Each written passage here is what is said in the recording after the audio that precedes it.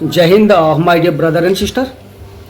Today early mornings, during one class, one fellow questions me, कि Rana sir or Satyendra bhai, please tell me how we can purify our thought. How our thought can be very purified. Do you have any ideas? Do you have any knowledge? Do you have any method or technique by the help of those ideas, by the help of that strategy and technique, we can make our thought purify? My answer was very simple, but was not that much easy. And what was my answer? My answer was, my dear brother and sister, yes, is it possible? Yes, it is possible, but not easy. Not easy. It is possible, but not too much easy. कि everybody can purify his and her thought and ideas without putting extra effort.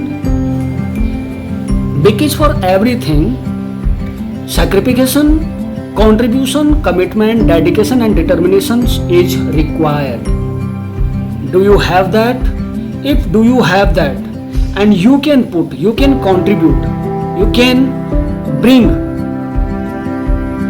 that sacrification or dedication and determination to purify your ideas, nobody can stop you to be pure with your ideas.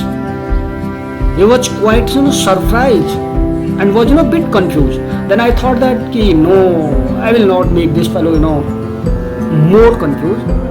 I will give him some solution.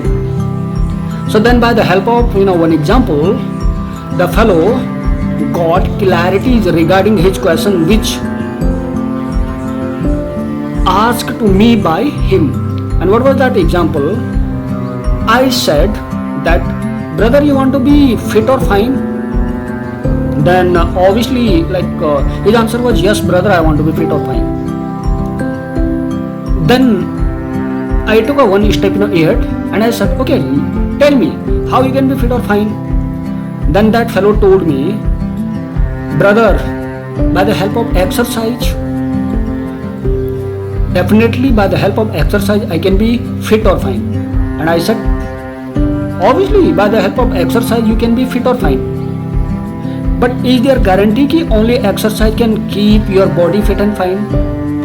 Then he told, no. So tell me, how I can be fit or fine, how I can sustain the level of my physical fitness? My answer was very simple. Why you have to feed right food to your bodies. You have to feed right material and content to your body in the form of food, in the form of drink. You should not feed your body toxic food like delicious food, spicy food like chow mein, momos, or whatever you can take.